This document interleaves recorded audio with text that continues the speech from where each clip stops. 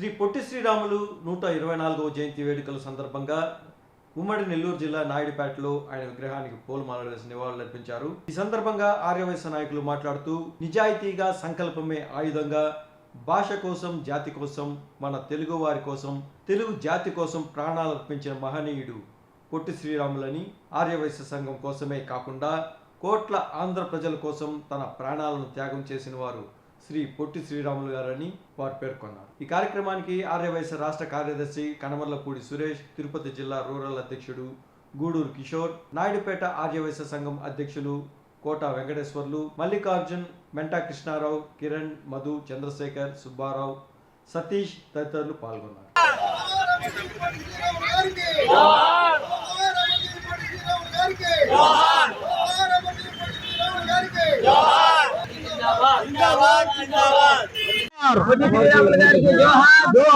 నిజాయితీతో సంకల్పమే ఆయుధంగా భాష కోసం, జాతి కోసం తన ప్రాణాలు సైతం మన తెలుగు వారి కోసం, తెలుగు జాతి కోసం ప్రాణాలు అర్పించిన మహనీయుడు మన పొట్టి శ్రీరాములు గారు.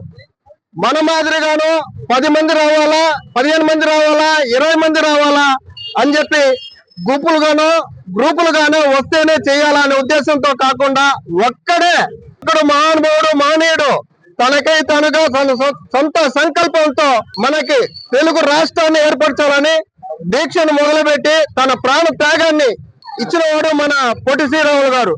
కేవలం మన ఆర్య వయస్సుల కోసమే కాదు, కోట్ల మంది ఆంధ్రుల కోసం తన ప్రాణ త్యాగం చేసి మన తెలుగు జాతిని గర్వంగా మనం చెప్పుకునేలాగా మనకంటూ ఒక స్వతంత్రాన్ని తీసుకొచ్చిన వాడు మన పొట్టి శ్రీరాములు గారు. అటువంటి పొట్టి శ్రీరాములు గారి గురించి ఈ రోజు మేము ఇంచుమించుగా 4-5 సంవత్సరాలుగా మేము నాయుడుపేటలో మాట్లాడుకుంటూనే ఉన్నాము. మన నాయకుల దృష్టికి, మన ఆర్యవైశ్య సంఘం పెద్దల గురించి అందరి దగ్గరికి తీసుకెళ్లాము. అయ్యా, ఇక్కడ ఇబ్బందిగా ఉంది, ఒక 10 మంది వస్తే మాట్లాడడానికి, ఉండడానికి, చేసుకోవడానికి చాలా కష్టంగా ఉంది అని చెప్పి అడగడం జరుగుతూ ఉంది. దీని గురించి మా గౌరవ అధ్యక్షులతో కూడా చెప్పాము. దానికి ఒక కమిటీని ఇచ్చారు మన వెంకటేశ్వర అన్నని, నన్ను. అది చూడండి, దానికి సంబంధించిన ఇంకేమైనా కార్యక్రమాలు ఉంటే చేద్దాము అని. ఇక్కడ పరిస్థితి చూస్తే ఒకసారి అటు చూపించబోయి కాలువతో ఇక్కడ కూడా ఇది ఇంచుమించుగా మనం ఇక్కడ విగ్రహ ప్రతిష్ట చేసి 20-25 సంవత్సరాలు అవుతుంది.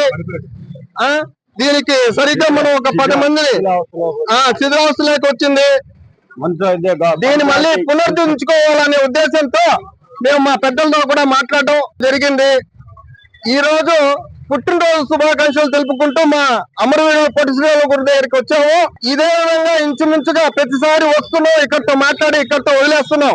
ఇలా కాకుండా ఈసారి వర్ధంతి డిసెంబర్ 15వ తేదీ ఇదే మన పొట్టి శ్రీరాములు గారి వర్ధంతి ఉంది.